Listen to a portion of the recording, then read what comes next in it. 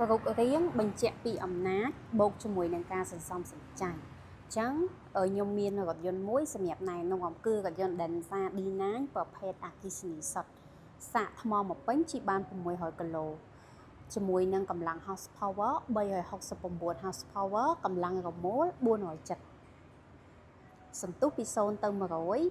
6.9 top speed 180បងចឹង model នេះគឺសំចៃមែនតើសាកថ្មម្ដងអស់តែ$20ជីបាន600គីឡូបើគិតចម្ងាយវិញគឺអាចជីបានពីភ្នំពេញទៅសៀមរាបនិងត្រឡប់មកវិញបានណាបងហើយមានបងខ្លះសួរថា600ហ្នឹងជាក់ច្បាស់អត់ចាបងសម្រាប់រថយន្ត Denza គឺយើងប្រើប្រភេទថ្មផលិតបាក់តេរីអញ្ចឹងថ្មផលិតបាក់តេរីជាប្រភេទថ្មមួយដែលទទួលបានការវាយតម្លៃផ្កាយ5ពីអន្តរជាតិអញ្ចឹងគីឡូគឺរ៉េងប៉ុណ្ណាគឺប៉ុណ្ណឹងឯងបងអត់បាត់គីឡូច្រើនទេបងអញ្ចឹងសម្រាប់រថយន្តគឺមានស្តុកស្រាប់ហ៎បងសម្រាប់បងទិញភ្លាមគឺទទួលបានរថយន្តភ្លាមជាមួយនឹងតម្លៃក៏ពិសេសផងដែរសម្រាប់ខែជូនហ្នឹងណាបងសម្រាប់ព័ត៌មានលម្អិតបងអាចអញ្ជើញមកទីតាំង Denza Official បាន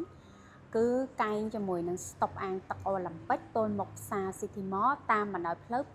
217បើកជារៀងរាល់ថ្ងៃពីថ្ងៃច័ន្ទដល់ថ្ងៃអាទិត្យម៉ោង8ព្រឹករហូតដល់ម៉ោង6ល្ងាចអរគុណបង